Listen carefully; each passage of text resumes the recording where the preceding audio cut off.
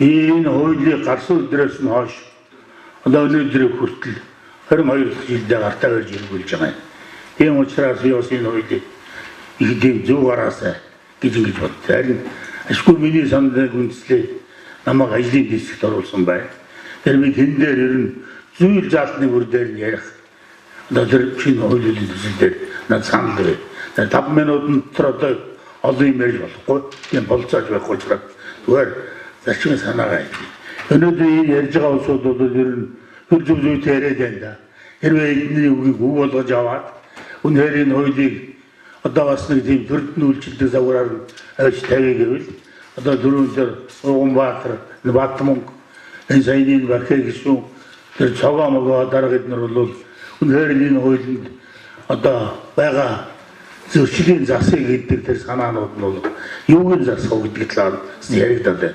Тэр бид хамгийн эхлээд энэ ээлжинд ер нь энэ шинжилсэн найруулга гэдгийг хийх ёстой юм уу? Тэр өөрчлөлтийг оруулах ёстой юм гэдгийг намайг тэрийг эхлээ шийдмээр байгаа. Тэгээд тэрийг эхлээ шийдчих юм бол харин одоо шинжилсэн найруулгыг хүлээж авах гэвэл ямар үндэслэл байгаа юм бэ? Хуулийн зөрчлийн агуулгаар нь хуулийн үндсээр нь солих ямар үндэс байгаа юм? Зүгээр харин ерөнхийлөгчийн өргөн барьсан тэр өөрчлөлтийн төсөл дээр энэ хурлын 12 гишүүний 9 гишүүнийг оруулсан саналаас аваад тэгээд шийдвэл тэгээд тэрнээс гадна саяны хүмүүсийн яриад байгаагаар үндсэн хуулийн хүрдэг хөрийг харж байгаа тэг шийдвэл бодтой болох гэж бодож байна. Тэгээд ер нь бол манай Монгол улсын төрийн албаны хууль чинь бол хууль биш үү? Одоо бидний яриад байгаа тэр мэрэ тогтцоо гэдэг чинь одоо энэ хуулийн дээр байж байгаа байхгүй? Төрийн албаны хуулийн 17 дугаар зүйл төрийн албаны сул оронтойг нөхдөг дөрвөн зарчим байгаа юм. Одоо тэр мэрэ тогтцоо гэдэг чинь. Нөгөө спорт тогтцоо гэдгээр нь яваад байгаа байхгүй? Төрийн жинхэнэ одоо улсын хүчнийг өргөжүүлдэг тэр хоёрхан сууг байд юм байна. Бид бол хуулийн дээр нь мэрэ зарчим хэрэгжүүлнэгээд суларсан ажлын байрыг нэгдүгээр дэвшүүлж өгөх ёстой. Дэвшүүлэх хүн байхгүй бол төрийн жинхэнэ албан хаагч нараас шилжүүлж өгөх ёстой. Тэгнэх хүн байхгүй бол нөөцөл байгаа хүмүүсээс авах ёстой. Энэ гурван суугаар нэг болцоог бол ажлын байрыг нийт зарлах ёстой гэж төрийн албаны хуулийн шин 17 дугаар зүйл энд ингээд заасан байхгүй.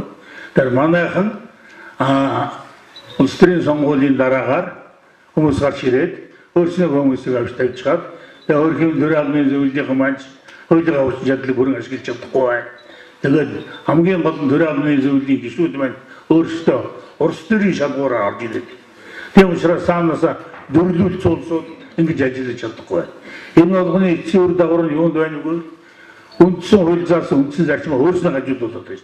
Хууль тогтоох байгууллага их хурл засгийн газар нь үндсэн хуулийн чинь 1-р зүйлийн 2-т төрийн албаны үйл ажиллагааны үндсэн зарчим чинь хууль дээдлэх зарчим гэж заасан шин. Тэр хуулиа дээдлэхгүй хуулийн дээр гიშигдсэн хууль ерхий байгууллагууд нь хуулийн хүчин чадлыг бүрэн ашиглаж чадахгүйгаас болоод ийм бохиндол гараад байгаа болохоос энэ хуулинд алдаа байгаа юм биш. Тэр үйл үндсэн хуулинд одоо зөвж нэг төргөө оруулаагүй үндсэн хуулийг биелүүлэхгүй бол аль нь ч адилхан шүү. Тэгэхээр энэ хууль тогтоомжийг нэг их сүрхэд ийм шинэ агуулгаар баяжуулж байгаа маягаар ярих нь биш. Зүгээр ер нь бол энэ томилгооноос эхлээд энэ улсын хурд өөрөө томилгоо хийгээд явах хэрэгтэй юм. Энэ төрийн албаны зөвлөл гэдэг байгууллага маань одоо ингээд энэ сууж байгаа төрийн албаны зөвлөлийн 12 гишүүн сонгогдсон байгаа байхгүй. Энд энэ норон сонгоо Чандр бид 3-аас бүрэн эрхээ хугацааг дуусгасан хүн байхгүй да. 2 жил болоод 3 жил болоод солигч хийдэг. Дээрээ ийм байхаар чинь энэ улсуудыг яаж ажиллах юм? Тэгэхээр ерөөсөө энэ хууль дээдлэх зарчим гэдгээ хэрэгжүүлээд тэгээд цаашлаад энэ эрхээ албан тушаалтнуудаа тэр элдв шалгуургүйгээр үнэхээр бэлэгдсэн хүмүүсээр ингэж дамжиж ажиллах зүйл явах гэж байна. Анхлаад 1995 онд төрийн албаны хууль батлагдахтаа төрийн албаны зөвлөлийн чиг шударга ажиллуулах зохицоод байсан шүү дээ. Нэг намын гишүүн байж болохгүй, нэг ангийн гишүүн байж болохгүй, нэг аймгийн хүн байж болохгүй. Гэтэл 2002 онд орсон өөрчлөлтөөр нөгөө нэг намын гэдгийг аваа хийсэн. Тэгээд одоо ингээд аль ялсан нам хүмүүс аваач яддаг болсон. Тэгвэл одоо тэр үед бас шүүхээс нэг төлөөлөл оруулдаг байсан. Хууль тогтоох байгууллагын төлөөлөл. Тэгээд одоо мань мэднэ ингээд энэ дотор нь ажиллагаа бас амтны зургийг хөргөсөн байж байгаа. Өргөдөл гаргаад энэ ламбаа гişүүн хүртэл очиж шалгаж илээ. Энэ чинь төрийн албаны зөвлөлөө 2 удаа шүүхэд өгөө. Өөрөө дотор нь гişүүн байж.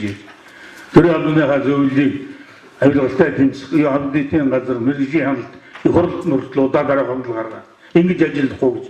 Тэгэхээр тэр нь бол ийм ундагтаа тэр биш. Тэр нь бас тийм тэмцлих болцоотой байсан.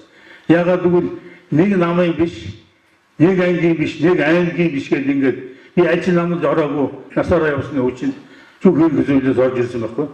Тэгсэн 2008 онд оруулсан өөрчлөлтөөр нөгөө шүүхийн төлөөллийг шас чаяад 2002 оны хуулиар бол нөгөө нэг намын бүс гэдгийг хас чаяад ингэсэн баг.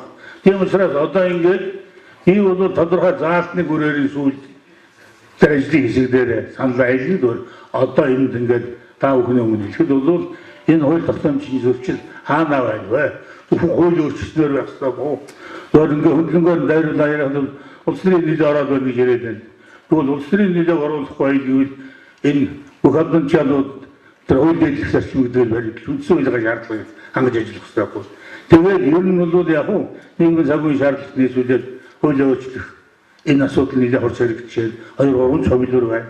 Энэ хүрээнд мэдээж хэрэг яригдах нь байна. Тэгээд энэ хуулийнхаа төслийг хэлцэхдээ өнөөдөр дөрөвний хэлснээр энэ олон жилийн энэ ажлын мөр дээр явсан улсуудынхаа уг амыг сайн сонсож. Хэрвээ ингээд энэ ярьсан болгоныг авч хилцүүлдэг бол дахин энийг ингэж ярьслах хийж ингэж хуулийнхаа хөнгөлөөр суугаарай гэдэг хүсэж байна. За ингээд миний ярих юм бол ийм байна.